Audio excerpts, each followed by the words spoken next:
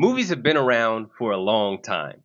Over 100 years. Well over 100 years, actually. We're talking late 1800s that movies started getting made. If you want to learn about cinema, that is a lot of movies to take in. I don't think you can take all those movies in. I don't want to judge your life. You might be able to take all those in. What I decided to do, though, was simplify the history of cinema into the only movie you need to see for each decade. We're going to start with the 1920s because that's about the time that I feel like movies became a regular thing. And that's the time that talkies debuted in 1927 with the jazz singer. The most important movie, I think, for you to have seen from the 1920s is Metropolis. Now, Metropolis is not a talkie. It's from 1927, but it's not a talkie. It's a silent movie, but it's an important silent movie. Fritz Lang directed it from Germany. What's impressive about this movie is how early on in filmmaking we get sci-fi. We get robots. We get a robot on film on this. We get a dystopian future in this. We get real humans shot with miniatures. That comes into play in so many other movies in the future, and even in the future of this video. So I think Metropolis is a good baseline for so many things that kind of came after it. And if you're going to watch one movie from the 1920s, a lot of people will say The Jazz Singer, and that gets honorable mention here, but I'm going with Metropolis. This does not mean that I think Metropolis is better than Jazz Singer or every other movie in the decade. Let me be clear about that. Just because I pick a movie doesn't mean I think it's the best movie of the decade. I think it's the most important movie for you to watch to get a general education on cinema. The 1930s, big decade. A lot of good movies came out this decade. I'm going with Snow White and the Seven Dwarfs, 1937.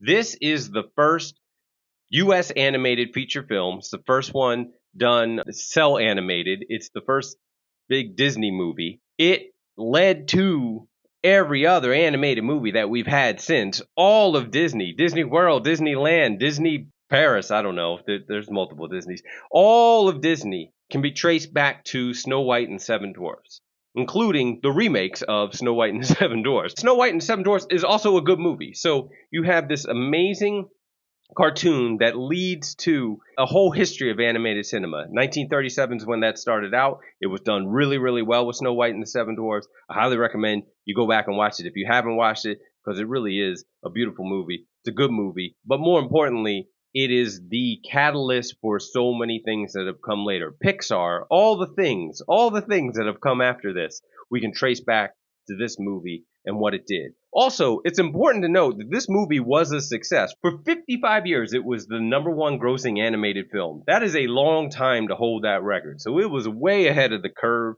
It came out and people loved it, and it stayed that way for a long time, and it took Disney really a long time to catch up with itself. Honorable mention for the 1930s, The Wizard of Oz. Wizard of Oz was almost my pick for this. And Gone with the Wind. Another great sweeping giant of a movie, but for my purposes, 1930s belongs to Snow White and the Seven Dwarfs. The 1940s, Citizen Kane, 1941. It's kind of an easy one. If something is called the greatest movie of all time, it therefore is the greatest movie of the decade that it came out in. And that's just the transitive property of equality, not to get all math on you. Citizen Kane's a great movie. Citizen Kane's a movie that anybody who wants to be a cinephile or wants a history of cinema should watch. Am I saying it's the best movie as far as entertainment goes? Probably not at this point. It's from the 1940s. Cut it some slack, but it's pretty impressive. The key things to look for in Citizen Kane, if you haven't watched it before, this is my friend Takeout. Excuse me, Takeout. The key things to look out for in Citizen Kane are, one, just a giant story. This is a larger story than a lot of movies try to capture because it captures a lot of period of time, and it intertwines a lot of different things from newsreels to it's flashbacks. It's all kinds of great stuff, and deep focus. If there's anything I want you to take from this, is cinematography, and it's a deep focus. People were not having this deep focus happening in their films too often before Citizen Kane. Look at it for that. Honorable mention, It's a Wonderful Life, The Great Dictator, and Casablanca. The 1950s. We're going with On the Waterfront, 1954. This is Brando at his best, I think. He's young still. Could have been a contender. That's where that line comes from. Leonard Bernstein's doing the score on this one. This is a quality movie from the 1950s. The 1950s is filled with a lot of good movies because I feel like that's when the film production companies and the writers and everybody is kind of coming into their own. They're seeing what they can do with this medium. And in this medium, we get a lot of things that speak to what's going on in the world. And that's an important part of what On the Waterfront is doing. On the Waterfront tells a story of crime and corruption in unions, in government, and that was all happening in the world. So this is art reflecting the world outside of it. It's a great movie. Highly recommend it, and I recommend it for Marlon Brando's acting. Honorable mention from the 1950s. Akiru, Rear Window, 12 Angry Men, Seven Samurai. There were a lot of numbers in movie titles in the 1950s, I guess. The 1960s. The movie you need to watch from the 1960s is Lawrence of Arabia from 1962. I'm going to be honest. I did not watch all of Lawrence of Arabia until very recently in my life. Lawrence of Arabia always seemed like too big of a movie and too far past of a movie for me to really be into. But I challenge you to, I don't challenge you, I encourage you to put it on. And here's why you're putting it on. When you watch Lawrence of Arabia, you get a glimpse at this moment that leads to so much cinema that comes after it. If you watch Lawrence of Arabia, there are shots in that you would confuse for shots from Star Wars. All the Star Wars is. And there are shots and things that you would confuse from Indiana Jones. It is a sweeping epic, and it was just the 1960s when they did this. I mean, they got shots with like hundreds of dudes on horses. It's a big, big, big movie that feels real and epic and about as big as movies can be. So I highly recommend Lawrence of Arabia because of just how grand of a movie it is. It's an adventure blockbuster that's led to all the other adventure blockbusters, from a Star Wars to Indiana Jones to Crouching Tiger, Hidden Dragon. So many things that you see in Lawrence of Arabia came into play afterwards. Game of Thrones even. Honorable mention from the 1960s. Psycho, La Dolce Vita, Bonnie and Clyde, To Kill a Mockingbird, and 2001 A Space Odyssey. That's the prequel to The Odyssey by Christopher Nolan. No, it's not. The 1970s. The 1970s have a lot of big, famous movies. But I'm going to go ahead and make my pick here, and it's Star Wars A New Hope, 1977. So that's Star Wars 4 if you're young and didn't see the Star Wars in the way that they came out. Star Wars, the first one, that's what this is. Star Wars changed everything. It was a blockbuster. It was a type of movie that people went to go see multiple times. It was shot in creative ways with all sorts of computer effects and then all sorts of in-camera and real effects and miniatures. Star Wars set the stage for what cinema became, in particular, once computers caught up to it. So we're talking from about 2000 till now. I feel like everything owes itself to Star Wars. At least all of our superhero movies and that kind of thing. The most important thing in Star Wars is actually imagination. Because I feel like it built an entire world that we still have so many things that live in today. And that's probably the key thing to take from it, even though it pushed the needle graphically, computer graphically, it pushed us forward in so many ways cinematically. But it's the imagination of it that I think is probably most impressive. Honorable mention for the 1970s, The Godfather Part 2, Jaws, Alien, Blazing Saddles. 1970s had a pretty good run of movies. I recommend watching all of them, but if we're picking one, it's Star Wars 1977. The 1980s. This is where I feel like, from here on out, I feel like I'm getting backlash on all of these. But for the 1980s, I'm picking Back to the Future, 1985. The 80s are hard. I don't think one movie defines the 80s or the vibe of the 80s better than Back to the Future. Part of it's the time travel aspect, so we see Michael J. Fox in the 1980s, and then we see him go back in time, to quote Huey Lewis in the News. But there's something about the vibe of this movie that just feels like the 1980s to me. And it's a great movie. It's fun. It's what movies I feel like were in the 1980s. Now, I was a little kid when this movie came out, and so that's part of how I think of these movies as like, hey, movies are fun. Movies are an enjoyable time. A lot of the counterculture and the darkness of the 70s, which was a great time for filmmaking, changed in the 1980s, and some of our best films are a little bit more in line with something like Back to the Future. Honorable mention for the 1980s, Raiders of the Lost Ark and E.T. The 1990s, Pulp Fiction from 1994. This is almost a response to the popcorn flicks of the 1980s.